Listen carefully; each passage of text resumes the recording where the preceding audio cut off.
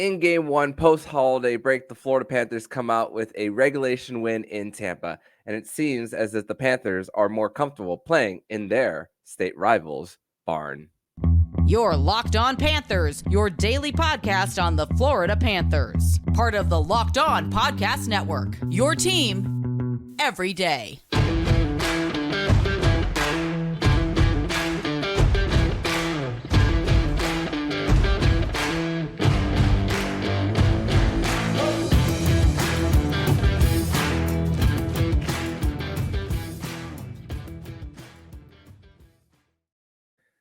And welcome into this Thursday, December 28th edition of the Locked On Florida Panthers podcast, part of the Locked On Podcast Network, where it's your team every day. Thank you for making the Locked On Florida Panthers podcast your first listen of the day. I'm Armando Velez from the Hockey News, and you can follow me on X at MondoMan12. Follow the show account on X and Instagram at LO_FLA Panthers. And shout out to the everydayers who come out here and get your daily Florida Panthers fix. And today's episode is brought to you by FanDuel. Make every moment more right now. New customers get $150 in bonus bets with any winning $5 moneyline bet. That's $150 if your team wins. Visit FanDuel.com/lockedon to get started. So the Florida Panthers' first game off their holiday break go into Tampa, a same-day travel day, by the way, which is something we spoke about on Wednesday's edition, post-morning skate, that the Panthers, they left at 8 a.m., arrived at just shortly after 9, traveled to the arena, played the game, boarded their bus, and 11 p.m. they left Tampa back to Fort Lauderdale, which they have practice today at noon from War Memorial, the Iceplex, at the Baptist House Iceplex in Fort Lauderdale. So big travel day, and it's funny because your adrenaline's going, you're just game day ready when it comes to getting on that plane, going for a quick business trip for the Florida Panthers. But as far as like this game for the Panthers, I mean, the tone was really set early as far as the tight checking of this one for both the Florida Panthers and the Tampa Bay Lightning. And for the Panthers, they were on their heels early, a little bit after Aaron Ekblad scored on that face-off win. They get back to the point, and then Barkov with the screen in front of Vasilevsky, which I thought originally it was deflected off of Barkov or Chernak into the net. But hey, Aaron Ekblad gets his first goal, and I've raved so much about his defensive play, and him and Gus Forsling as a pair. Even the advanced analytics say how that has been a pair that has just been great this ever since Ekblad has been back. But great to see that he's been awarded with a goal. But the Panthers were really tested shortly after, where they take 2 penalties in the first. The Tampa Bay Lightning, we spoke about how dangerous they are on the power play with their quick passing, zone entries, and getting teams out of position when they are on the PK. But I mean, two of them in the first period, and you get seven of your 8 power play shots in the first period, and the Panthers were able to stop it. Sergei Bobrovsky had 2 chances, stopped 2 opportunities by Brayden Point, one in the bumper, and then one out in front where he just reaches out his leg. And Sergei Bobrovsky was amazing in this one. There was an opportunity where a shot goes off the end boards. There's a little bit of a gap between him being on top of the crease, and then before Austin Watson could even close in and get a shot off, his leg is out there. We'll talk about more about another big save, possibly the save of the year, in segment number 2 here. But that really set the penalty kill in the first period was really what set the tone for the Florida Panthers. I mean, Panthers went into this one 47 of 51 on the PK since November 20th, which is the best stretch in the NHL. And that's over a month span. And now 50 of 54 after Wednesday night in Tampa Bay. I mean, when and also with the Panthers, I mean, they were not giving up some second chance opportunities for the opposition. And when the Panthers did find open seams, they were not afraid to get to the puck to the net, even if it was from distance. I mean, and even with their rush chances, I mean, we saw Nico Mikkola and Brandon Montour jumping up in the play, which both of them had an incredible game. Both of them, as far as getting up in the play, feeding the guys in the middle as well. And Jameson Olive of FloridaPanthers.com also pointed out Brandon Montour's impact on the game, that the expected goals percentage when Montour was on the ice was over 60%. So that's, we spoke about Aaron Ekblad finding his game. Montour has definitely done that as well. And I mean, you think about the 2 goals that the Florida Panthers gave up to the Tampa Bay Lightning. Mikkola has a little bit of a pinch in the neutral zone, and they were able to get the pucks in deep and then cycle the puck around, and then the Tampa Bay Lightning were able to score with Nikita Kucherov, which, Matthew Tkachuk unfortunately does not can't handle the puck on his tape when he blocks a centering feed, and then Tampa Bay scores on that one. And then you're not going to fault Aaron Ekblad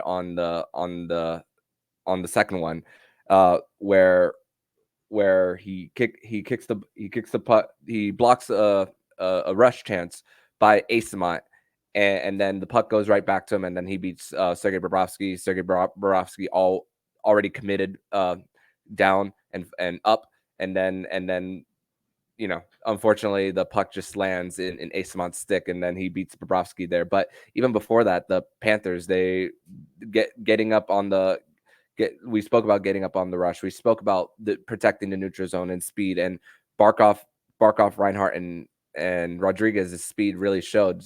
Paul Maurice spoke about how the experience of Reinhart and Barkov in 800 plus games. He was just trying to come up with a number there, as far as the experience factor of them using their speed to their advantage as well. But I mean, think about the 2 goals by Sam Reinhart. I mean, everybody touched the puck before even Gus Forsling pinched to not allow the Tampa Bay Lightning to clear the zone. Barkov battles for the puck in the left wing circle, and then the quick tic-tac-toe passing to Sam Reinhart to beat Vasilevsky glove side. And also just the ability for Sam Reinhart to battle off a check as well. And credit to Barkov as well for getting him the puck in the neutral zone as well, and going up that left wing wall with speed. And Victor Hedman did have a step on Sam Reinhart at first, but took a bad angle with trying to close his gap, and Sam Reinhart beats him, goes from the backhand as he's driving to the net, gets it back to his forehand, and beats Vasilevsky there for the shorthanded goal, which 21st of the season is as well for Sam Reinhart. And just incredible what he's continuing to do.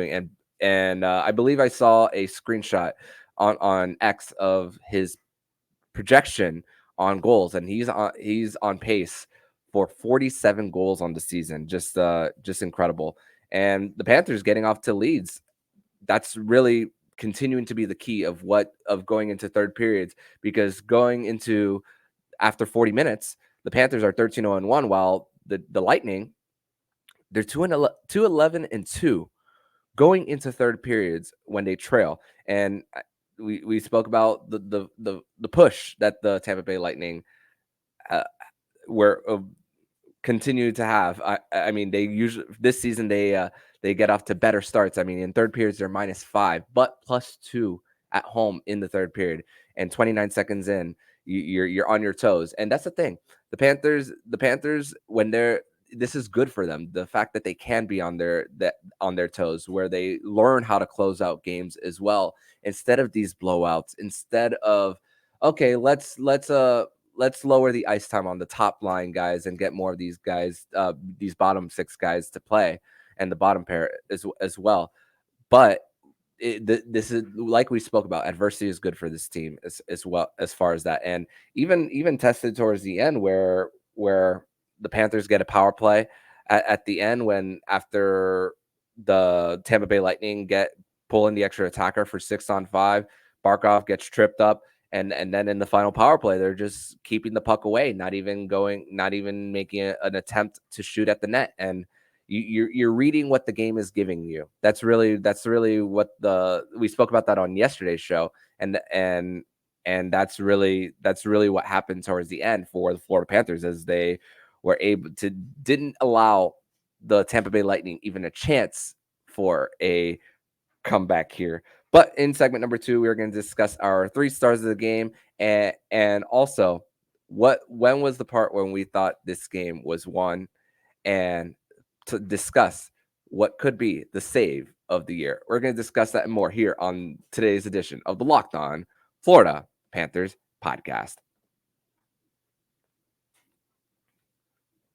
Today's episode is brought to you by Sleeper, and it's almost the halfway point of the season, Cats fans, and there have been more highs than lows in this season. Sometimes you don't, as far as offense, you're not seeing Matthew Tkachuk score as much. But the good news about it is that scoring is coming from different places. Where Sam Reinhart in a contract year gets 21, currently has 21 goals. And regardless of where we are in the standings, I want to remind you that you could win big by playing daily fantasy hockey on Sleeper, the official daily fantasy app of the Locked On NHL Network.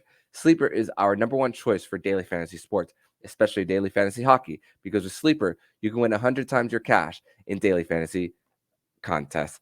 All you have to do is pick studs, whether it's Sam Reinhart, Aleksander Barkov, Connor McDavid, or Nathan McKinnon, if they will record more or less their sleeper projections for things like goals, assists, saves, plus minus, and more in any given game. Use code LOCKEDONNHL and you'll get up to a $100 match on your first deposit. Terms and conditions apply. That's code LOCKEDONNHL. See Sleeper's terms of use for details and locational availability. Segment number 2 here on this Thursday, December 28th edition of the Locked On Florida Panthers podcast. Thank you once again for making the Locked On Florida Panthers podcast your first listen of the day here on a Thursday. And I also want to emphasize as well, before we go into 3 stars and just the moment that we thought this game was won or lost, I want to emphasize more of really the tone setting for the Panthers as far as block shots, as well as far as not giving the Tampa Bay Lightning really any quality shooting lanes as far as that. And when you have more shot attempts and shot blocks than the opposition, you are giving your team more chances to win night in and night out. And as far as the Panthers, as far as their continued formula, as far as shot suppression, that is going to be a continued key as they are continuing to try to climb up the Atlantic Division standings, which they got a little help in. They took care of business on their own, and the Toronto Maple Leafs, they lose to the Ottawa Senators in regulation. So 2 points ahead of the Maple Leafs, even though the Leafs do have 2 games in hand in the Atlantic. But as far as the 3 stars of the game, this one is fairly simple for me. Sergei Bobrovsky is star number 3 in this one with a 931 save percentage in this one. Even though single save percentage isn't the be all end all, but 27 of 29. I was saying that as I was looking up the exact saves, 27 of 29 on the night, and just a big save on Brayden Point on a breakaway opportunity, which he goes for the poke, and Brayden Point, we've seen the damage that he's done to the Florida Panthers. In 30 games, he has 31 points. 19 of them are goals. So the fact that you are you're able to get a stop on that guy, especially when you reach for the puck too, top of the crease, and you're flat on your stomach and get the glove up, that is just incredible. And take time to appreciate what Sergei Bobrovsky has done for the Panthers, especially in these last two seasons. Star number 2 is Aleksander Barkov, 3-point night. All three of them are assists, and the way he was just able to battle 60% in the circle as well, and just his continued ability to use his body and use his long reach as well to disrupt the Tampa Bay Lightning and create opportunities or breakouts for the opposition as well. And number 1 goes to Sam Reinhart, 2 goals on the night, 21 goals now on the season for Rhino. and definitely you thought at that time, at least I thought that once they scored that shorthanded goal, that okay, you have an opportunity to win this game. You are for the most part in the driver's seat as far as coming out with a dub there as well. And but the save that Sergei Bobrovsky had came shortly after. But before that, 20 seconds after the Panthers scored shorthanded, that was the Asamont goal that Ekblad blocked and then went back to Asamont. But the Panthers' ability to just stay focused, continuing to play their game as well, and then Sergei Bobrovsky comes up with that. You are doing so many little things right, and then that's where you set yourself for a moment like that breakaway stop on Point for to keep the lead. And we've seen so many times even through the playoffs where late game situation, crunch time, whether it's with a lead or with the game tie. I mean, we could talk about all of I have two easy ones on the top of my head. Brad Marchand game 5, Marty Necas in game 1 of the Eastern Conference Final. But everything prior to that was the Panthers tight checking and getting the pucks in deep as well in order to set your goaltender up to make a save, in order to and the fact that it lifts up the spirits of your team when you make a save like that as well. So big credit to everybody involved. I mean, and also even before that, I mean, Bobrovsky was seeing the puck well through screens as well. And like we said, the lack of second chance opportunities a lot for the Tampa Bay Lightning allowed for him to be patient in the blue paint as well. So is that the save of the season? As of right now, I would say that save is because we've seen so many times throughout the years of just Brayden Point just tearing the hearts of Florida Panther fans as well. By the way, I do want to give a shout out to the Panther fans that did show up at Amalie Arena. Loud red and night chants during the national anthem, and you know that is big when it comes to the Battle of Florida and how the rivalry has grown over the years. And it takes a playoff series, and in this case multiple, in order to create that rivalry. As far as that, even though in order to make it a true rivalry, you have to trade as far as playoff series wins. And so unfortunately the Panthers still don't have one over them, but they're showing that they don't want to back down, that they are trying to take that mantle of the best team in Florida. And for the Panthers, they are 3-2 in their last 7 matchups at Amalie. We spoke about on Wednesday's show eight game losing streak at one point from 2016 to 2021 as well. And since that, the Panthers are they just, I feel like they just don't feel intimidated playing anywhere. That's really my true feelings on this team as far as getting to play. And here's the thing. Nobody knows you like your biggest rivals do. And I think that's a real big key as well, as far as this Cats team playing against the Tampa Bay Lightning. And for the Panthers, two of their 3 trips are in Tampa. So only one of them will be at home, and it won't be until later in the season. But we'll cross that bridge when we get there. But in segment number 3, we're going to discuss more about what the players and the coaches said in the locker room post game after the Panthers come out with a 3-2 victory over the Tampa Bay Lightning. We're going to discuss that and more here on the Locked On Florida Panthers podcast.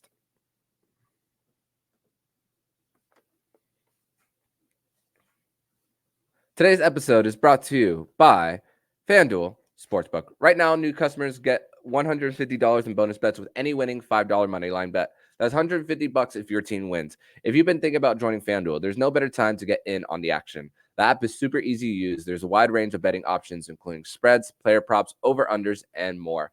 And the NFL season is winding down. It's crunch time as far as the teams trying to get their seedings, or some teams trying to fight for the final spots in the postseason. And you could put all of your Miami Dolphins bets as well on FanDuel as well, whether it's spreads, player props, over-unders, and more. It's going to be a big hill, no pun intended, for Tyreek Hill to get up to 2,000 yards. So if you want to place your bet on him to get up to 2,000 yards, you could place that all on FanDuel. So visit FanDuel.com/lockedon as we are winding down the NFL season. FanDuel, official partner of the NFL.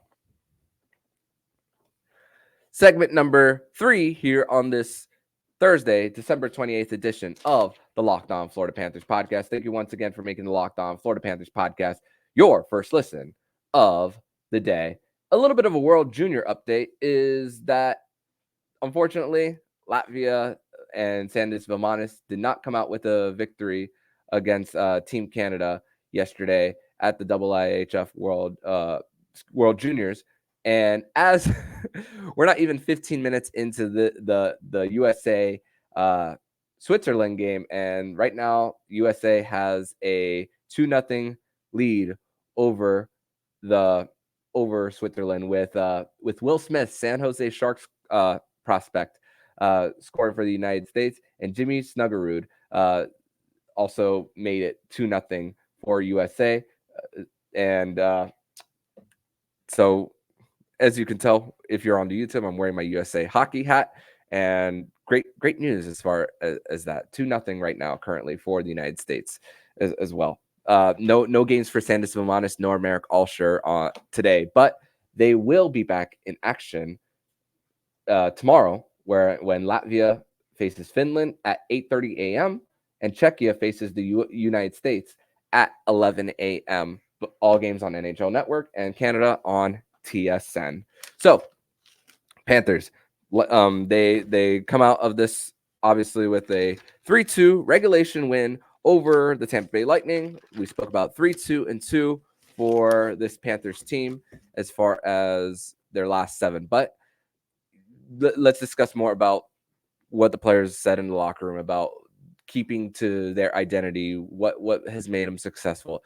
Evan Rodrigues spoke post-game with the media after talking about how the key has been to get the pucks down deep and to wear out the opposition. And you felt at times that the Tampa Bay Lightning were worn down by the Panthers' tight checking. And really, when you have blue liners, especially, really up in the zone with pinches as well, and battling for pucks, you will take the opposition having their odd man rushes from time to time. And with the Panthers identity as far as that, and the goaltending on the other side that can bail you out, you can be pretty content about your game.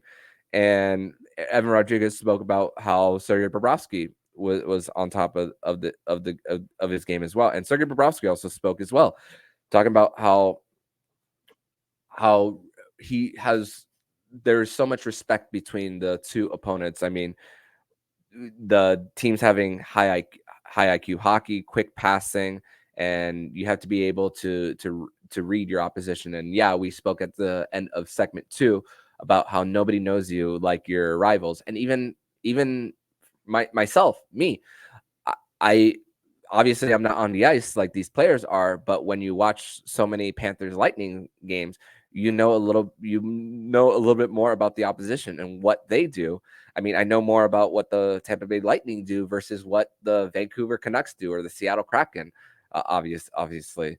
So imagine the players, the guys who face them 3 to 4 times a season, in this case 3 this year, and even have a playoff series against them as well, multiple, which also Kucherov got his 300th goal of his career when he scored 29 seconds into the third. So thankfully the Panthers were able to eliminate that. Also, they never trailed. I didn't even get to point that out. They never trailed in this one. So getting off to that lead was very key for this. And Maurice spoke about how these matchups bring out the best in everybody, and these are ones that you get up and you look forward to. And like and it kind of manifested too, as far as long breaks and it being an advantage to the home team, which the Panthers were in business trip mode while Tampa Bay was off a holiday break. Well, both of them were off a holiday break, excuse me. But you're more comfortable in your home environment. Maybe you'll eat a little bit more. Maybe you'll sleep in a little bit more as well. I don't know the situation of all the guys who live near the arena in Tampa Bay, but they didn't have to wake up as early as the Panthers did in order to get on a flight as well. They quit their commute to the arena, so they're not as much in business trip mode as the Panthers were, as far as that. And that's just human nature. I mean, we spoke about the Panthers in their Black Friday game against the Winnipeg Jets, how the Panthers just had no energy there. So maybe that's a little bit of a product there of that. But Maurice spoke about how the goalies really were the ones who were the tone setters. It could have been a 7-6 game, but the goalies made it 3-2 as well. And also the fact that the veteran presence of Sergei Bobrovsky, he can take 3 days off and still be sharp, and spoke more about how breaks have been beneficial for the Panthers. And it's not just holiday breaks that have been beneficial for the Panthers, but really how Paul Maurice has strategized his who starts and who doesn't, as far as between the pipes as well. When you see that there might be a back-to-back on starting a front end of a back-to-back, and then you don't have and then there's a 2-day gap as well, you're giving your starting goaltender 3 in that example as well. So that's key, as far as not only holiday breaks, as far as all-star breaks, but where you have your big gaps in the season. The Panthers are not going to have a lot of that in January, though.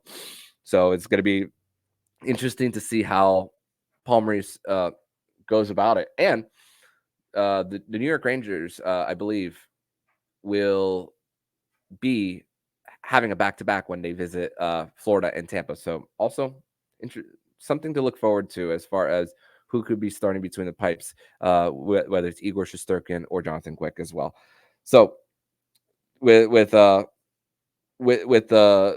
back to being familiar with your opponent, and the 3-2-2 in the last 7 in Amalie, Maurice spoke about how the first 2 games against Tampa Bay, they didn't play necessarily well. And if you remember, that was a penalty that Matthew Tkachuk took late in the game that resulted in the Tampa Bay Lightning scoring a game-winning goal in overtime against the Florida Panthers in their first matchup. That was at then FLA Live Arena as well.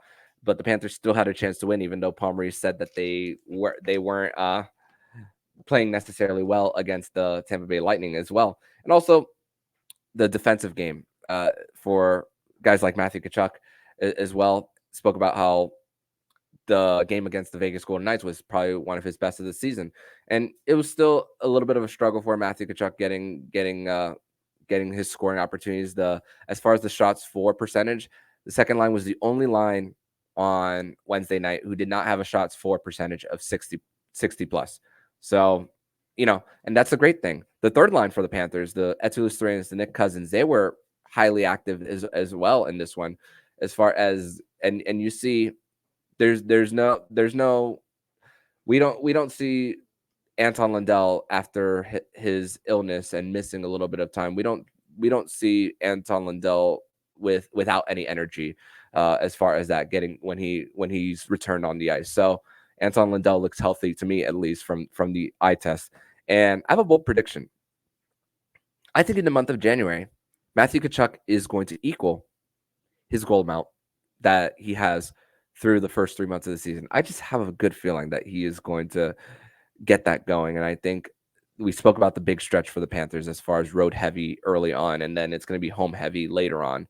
But I think this is really that big chance for Matthew Tkachuk. But it's because it's not a lack of trying as well for Chucky, though. So that is going to I believe that we are going to see that, and this is on the record now as far as my bold prediction. As far as that, Paul Maurice coached game number 1800 of his long coaching career. Started at 28 with the Hartford Whalers, now at 1800. Now with Siesta Key resident Scotty Bowman in the building as well, as he just like how Dale Talon attends a lot of Panther games in South Florida. Scotty Bowman attends a lot of Lightning games up in Amalie Arena as well. So great to see that face in the building, as well as far as an NHL legend getting to witness Paul Maurice coach game number 1800. Just missing one thing on his resume, and Paul Maurice is very aware of that. Also, Tom Cruise was there last night for Panthers Lightning, and for what it's worth, the Tom Cruise being there and Amalie Arena, it's right next to the ports for cruise lines in Tampa Bay. So for what it's worth, it's fitting as far as him being in the building for that 3-2 Florida Panthers win over the Tampa Bay Lightning. But that's going to do it for this edition of the Locked On Florida Panthers podcast. Thank you so much once again for making the Locked On Florida Panthers podcast your first listen of the day. On tomorrow's edition of the show, we are going to be previewing the Florida Panthers against the New York Rangers as they welcome the Broadway Blue Shirts to South Florida for the first time this season. But in the meantime, if you like what you're hearing, please subscribe to the podcast to be notified every single time the Locked On Florida Panthers podcast jumps into your podcast feed. Don't forget to also subscribe to the other shows on the Locked On NHL Network, including Locked On NHL, Locked On Fantasy Hockey, Flip Livingstone, and Steel Rodent, and Locked On NHL Prospects. Thank you once again for making the Locked On Florida Panthers podcast your first listen of the day. So I'm Armando Velez, signing off. And you've been listening to the Locked On Florida Panthers podcast, part of the Locked On Podcast Network, where it's your team every day.